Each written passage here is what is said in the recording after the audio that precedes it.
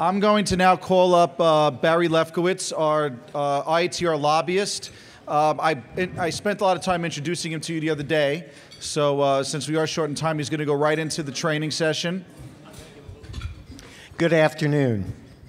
You know, it's fascinating. Yesterday, as many of you recall, I was the 5th speaker on the panel at the end of the day, and we had to do our little thing of getting you to stand up, and now they have me at lunchtime.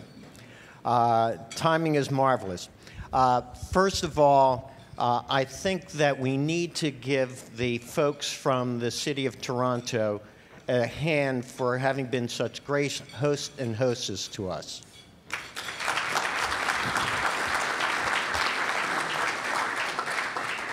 I have with me a Canadian colleague, John Nunziato, who actually was a member of Parliament from 1984 to 2000, and prior to that was for 4 years a local official.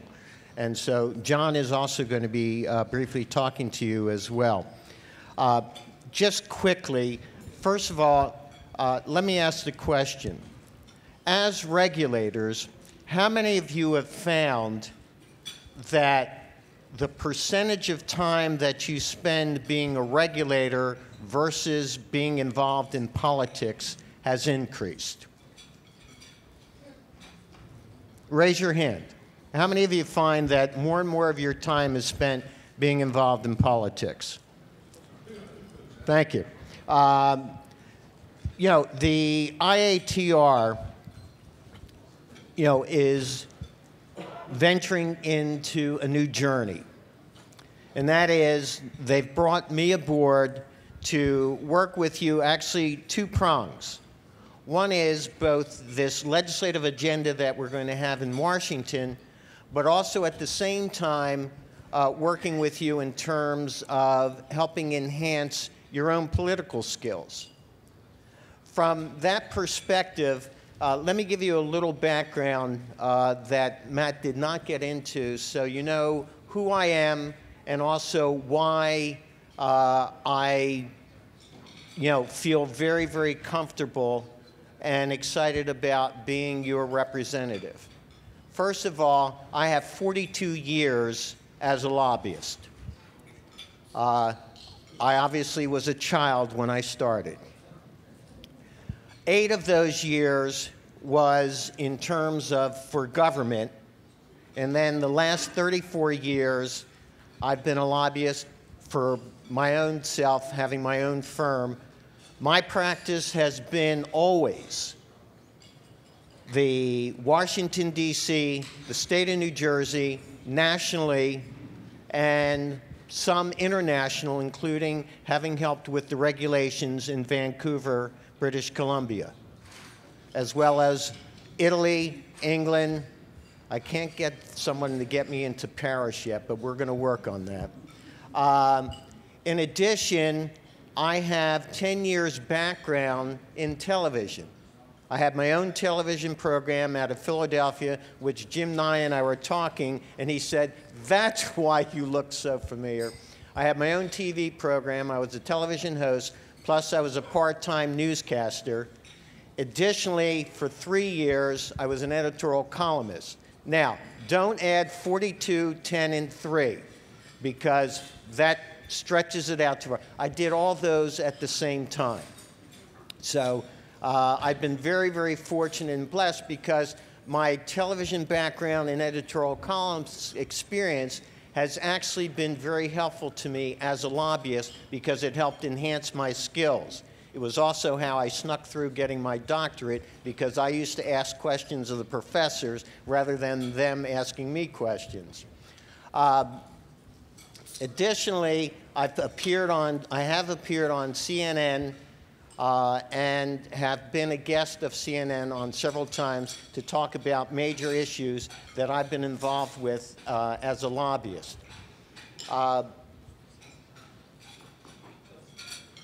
From a political standpoint for me, both at the state and the federal level, I've been fortunate in that I am responsible for over 400 pieces of legislation that have been signed into law, as well as some regulatory issues at the state and federal level. I have always practiced, which is going to be helpful for you all, is that the Democrats think I'm a Democrat, the Republicans think I'm a Republican.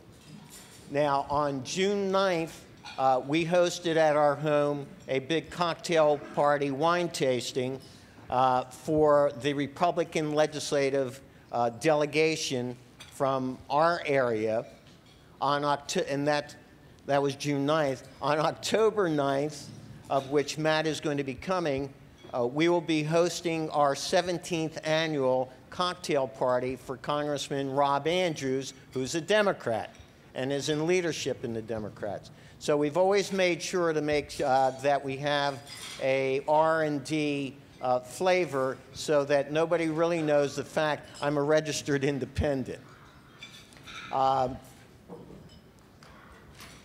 From a philosophical standpoint, as to our working together, you know, from a lobbying perspective, is as both a scuba diver, and I was very fortunate, I played 3 years in professional baseball. It taught me about the importance of, you know, as a diver, you have to have a team, a partner. You can never scuba dive unless you've got a partner with you. As a pitcher, the importance of having all those players behind me, and by the way, I have a no-hitter in the minors, yes, and but blew out my elbow and shoulder. But I knew the importance of having that team behind me. And so when we approach this new venture together, I see it as a team. All of you have the expertise of what you do as regulators. All of you have the expertise as members of the industry. You know, our good friend from down under, he has tremendous years of experience in terms of taxis. My good friend Al Lagasse has taught me much in the over decade that we have worked together. You will be my mentor as far as technical things, but I will be your mentor in terms of process and procedure. And let me give you a little hint in terms of lobbying, because Matt wanted me to deal with you on teaching some lobbying skills, which is kind of hard to do when people are, stuffing their mouth. But first thing is, one of the things that you learn about lobbying is, number one, you know that in your positions, when you have to go into a tough, difficult meeting, a lot of times, and all of us, I mean, I've been doing this for 42 years, there's a certain nervousness that goes on. And, when you're nervous, whether you're speaking before a group or whatever, you start getting that proverbial thing we call dry mouth. And I see some people saying, Now, when you get dry mouth, what happens is suddenly there's this thing between your tongue and your brain that says, oy vey, I'm nervous. And so you get more dry mouth. Now, because of that, there are two things to know in terms of, and it'll help you in any situation. Number one, never eat dairy products, such as we had the soup, which I didn't have, or any kind of products that puts a coating on your tongue, because it makes it more difficult for you to speak clearly and articulately. Secondly, an old trick that I always use before I testified before Congress or a state legislature or even when I appeared before the Transportation Commission in Vancouver, which, by the way, I think the only reason they changed the regs is they couldn't believe that this little guy flew all the way from New Jersey to appear before the regulators in Vancouver. But a quarter of a lemon will do wonders for you in terms of, one, it acts as a mouthwash, helps clear off your tongue and the debris.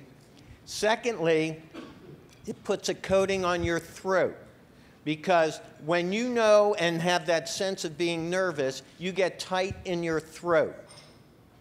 And so you tend to speak with a rasper. Like yesterday when you were speaking, if you would have had your quarter of a lemon because you were tired and everything, that would have helped put a coating on your throat and it would have been easier for you.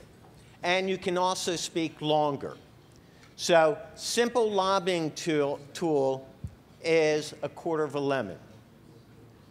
So in terms of our legislative agenda, there are three major pieces of legislation that we are going to be concerned with. One of them deals with the driver alert. The second is going to deal with this whole issue of getting a national standard in regards to your being able to have access to the criminal background checks done by fingerprinting, of which many of you have difficulty getting access to. That's wrong. That is absolutely wrong that you don't have that information available to you. In addition, there are many jurisdictions that don't even do criminal background checks, and many states don't require it. And so we want to be able to have legislation that deals with that, and we will be working hand in hand because we've already spoken to the TLPA. Matt and I are going to also talk with the National Limousine Association, which I was Director of Governmental Affairs for 10 years, to sit down and talk with them, because these are common interests that all of us have, whether we're in terms of as regulators or members of the industry. And then the third one, which is about the green taxi, that one is one that's controversial for many members of the industry, but I guarantee you this, that you have my full commitment and energy as your representative. What I need from you is your commitment. And as I explained to the board the other day,